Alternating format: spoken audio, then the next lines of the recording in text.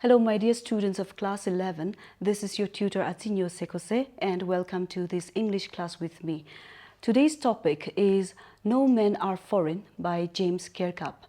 And if we look at the topic here, No Men Are Foreign, it sounds very far off, but we are in for a big surprise here. First of all, we are going to take a look at the background of the author.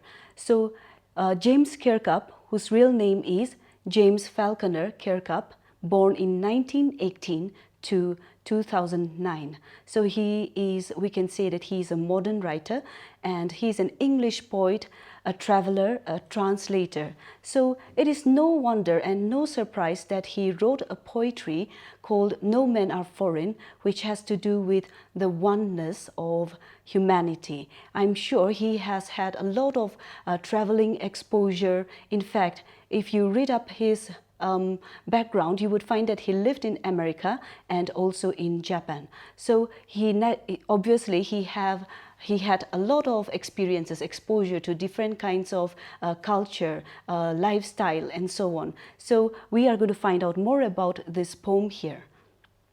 The setting or the backdrop of our poem here is that of a war background. The poet gives us a picture of a war setting. Now, these are some of the phrases where we can say that it is set in the backdrop of war. So, beneath all uniforms, uniforms here is, in a very interesting way, uniforms here is actually a pun, P-U-N, which is a literary device and it means a clever play of words. So uniforms here is representing, naturally in a battlefield, soldiers would be wearing uniforms, but also the poet also meant the commonness, the sameness or similarities that he is also trying to reveal here or reflect through his poem here. So that's what we have. Then the next one we have is we who take arms against each other. So arms here is referring to weapons, but also again we will learn that it is not just referring to weapons that we use literally in a battlefield, but also weapons that destructive things that destroy humanity.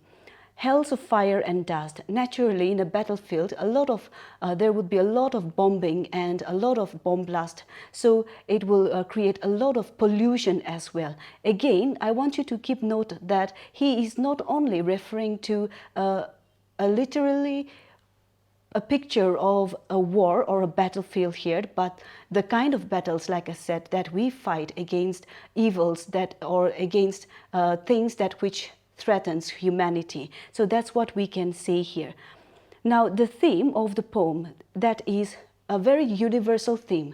I have already mentioned it, that is oneness of humanity. And along that theme, some sub-themes are about peace, about war, and also about ignorance. So that's what we are going to find out. The poem opens with the word remember. So when we say remember, we are taking into consideration that something, an experience or an object is already imprinted in our mind.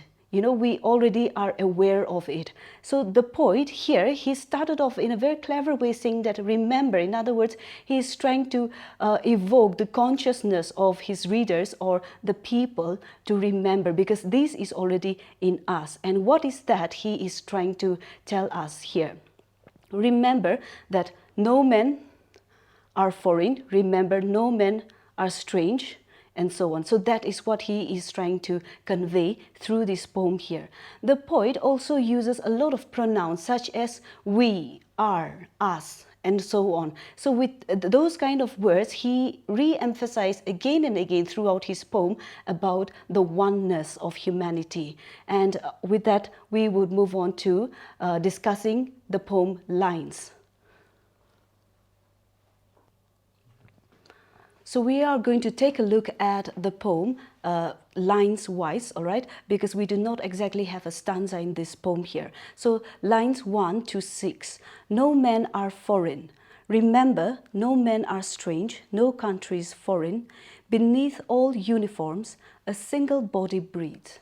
Like ours, the land our brothers walk upon is earth like this, in which we all shall lie. They too, aware of sun and air and water, are fed by peaceful harvest, by war's long winter starved.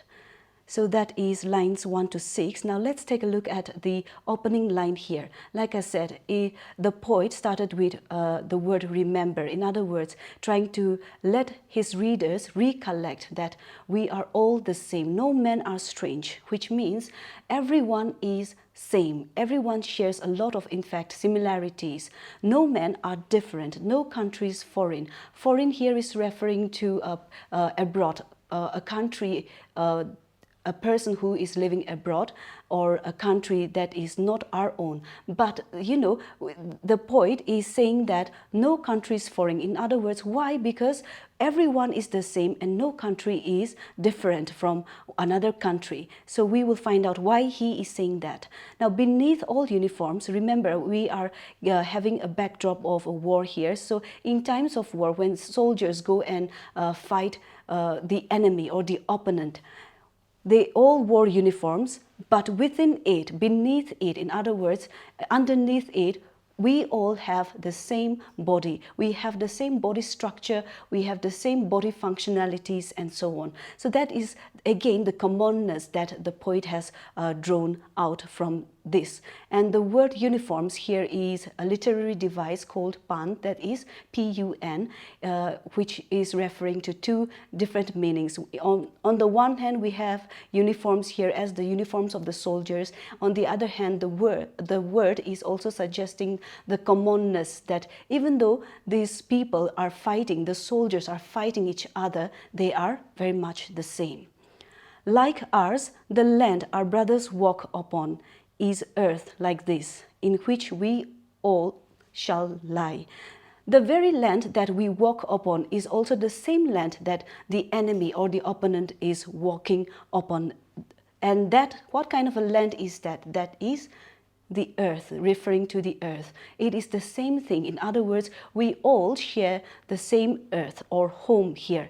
And in the same way, we will all be buried, or for that matter, if you want to think it as a soldier, they would all be buried within the same, in fact, in the same land, that is the earth. So in other words, we all share the same earth, as well as we all share the same faith. Even though we may be walking in different places, we share the same earth or home.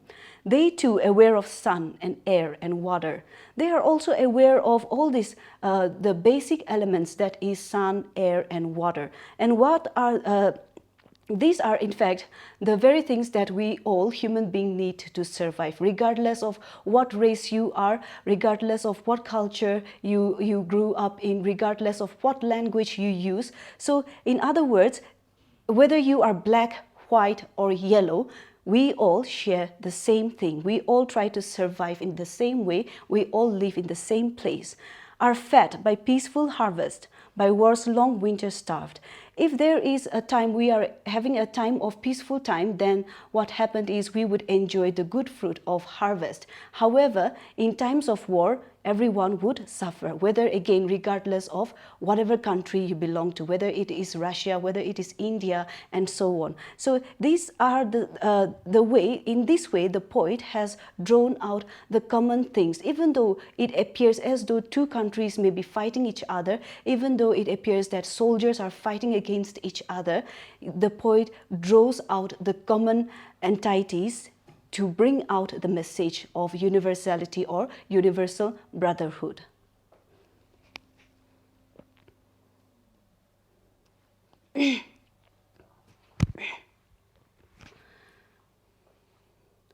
Now the lines 7 to 12. Their hands are ours, in their lines we read, a labor not different from our own. Remember, they have eyes that like ours wake or sleep, and strength that can be won by love. In every land is common life that all can recognize and understand. Now, these lines are actually very interesting.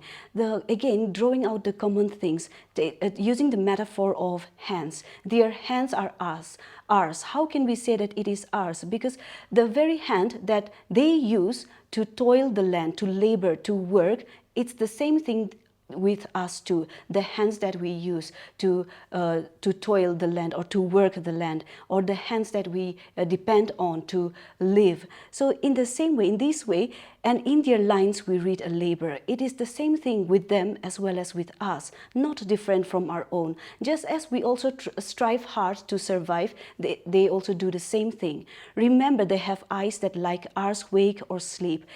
When we go to sleep, we close our eyes. It's the same thing with, regardless of whatever race or culture or language that you speak.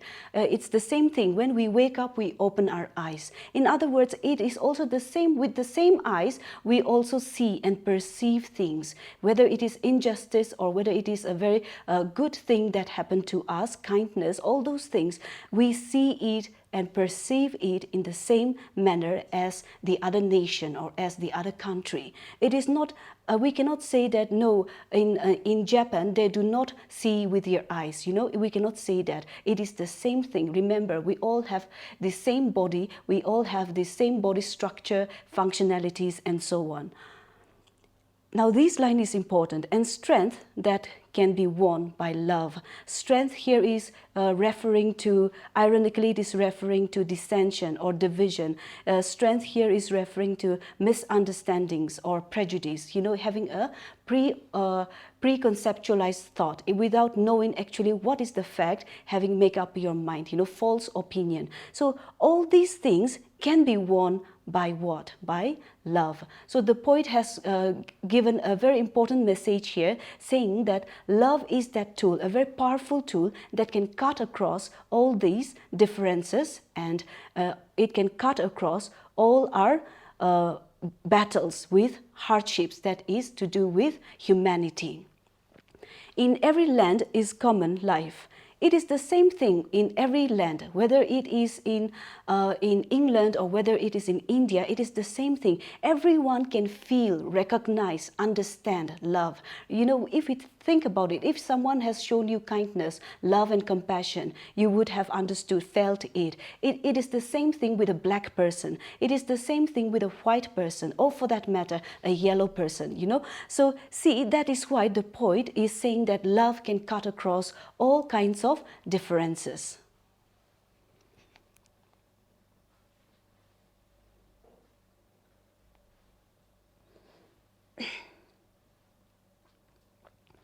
Lines 13 to 20. Let us remember, whenever we are told to hate our brothers, it is ourselves. Let's take a look at this line here.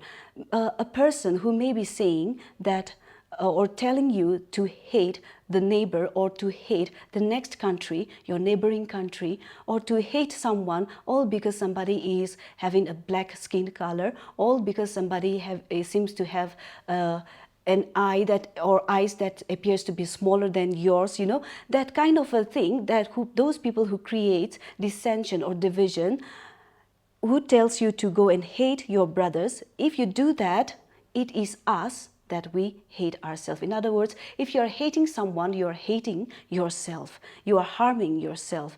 That we shall dispose us, betray, condemn. And in doing so, by listening to that kind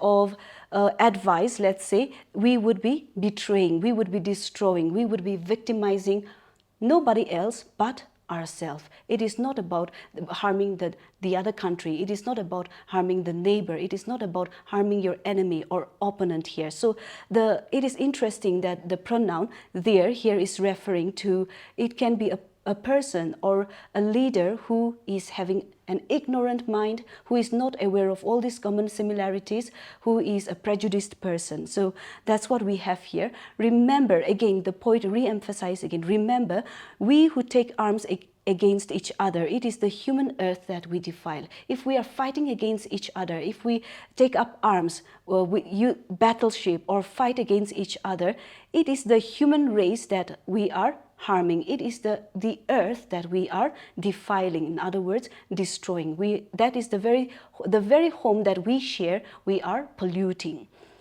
Our hells of fire and dust outrage the innocence. In in times of war, what happened is that it is not just a person fighting with the enemy or a country fighting with the enemy who gets affected, but it is also the innocent people who are also harmed. They also get affected. So here is the alignment, that chain of events that connect everybody together. So even the innocent people are affected, and they are angered by such kind of deeds or action. Of air that is everywhere our own. If we are polluting the environment, if we are fighting against each other, if we are destroying the earth, we are destroying the very thing that we share, that is air, which is everywhere. And you cannot say that, oh, you are breathing my air. You cannot say that. Just because you travel to, let's say, Thailand, you cannot say that that is Thailand's air. You cannot say that. It is common thing. We share it together. So the poet closes it with, again, the emphasis on, remember, no men are foreign and no country is strange. No one is different. No one is strange to us. Everyone is similar. And in that same way, no countries are strange. No countries are foreign to us. So that is written by James Kirkup. Now let's take a quick look at the context analysis.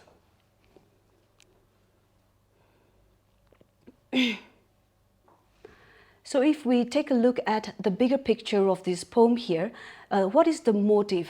In fact, I have started off by mentioning that the word remember was being used. So the motive here is that the poet is trying to evoke the consciousness of the mind, all right? The consciousness of the mind from ignorance. So in what way did he do that? He again emphasize again and again using the words remember, let us remember, and so on. And so what is the theme here? I'm sure you're able to figure it out for now. The theme is a universal theme that is about love for humanity or oneness of humankind. We can also say that it is about peace. It is also about war. It is also about ignorance. It is also about differences that we need to overcome. So that's what we have here. Now, if we think about it in this way, how can we develop love for humanity? That is a big question in our mind. But the poet has given us a solution. And what is that solution? He said that love is the only thing that can cut across all these differences. Take the examples of cultures, differences in culture, differences in lifestyle, differences in race, color, differences in the language that we speak, or differences in ethnicity. All these things, whether you belong to a certain race, whether you have a certain color, skin color, or for that matter, different kinds of hair color, everyone can understand love, recognize love. So that is a powerful tool to combat the evils of the world. In other words, the war that we are fighting. Now, coming to the war here, we are not only talking about two countries fighting each other with big weapons, with bombs and so on, but we are talking about fighting the evils that is also about, take the example of global warming. Everyone is being affected. We all share the same weather. The poet has also pointed it out in that way. We all share the same earth. We are all being nurtured by the same earth. And so if something is happening somewhere in the world, it is also affecting us. So here we are talking about the alignment, how everyone and everything in this world is interconnected. So again, one of the theme here is interconnectedness. Everyone is interconnected. Whatever you do here, it affects, it ricochets in the other places. And the same thing goes with us. So that is why it is important. And that is why the poet is saying that if you are harming, if you are defiling the earth, you are harming yourself. So on that note, we would be winding up today's class. Thank you all very much for joining me.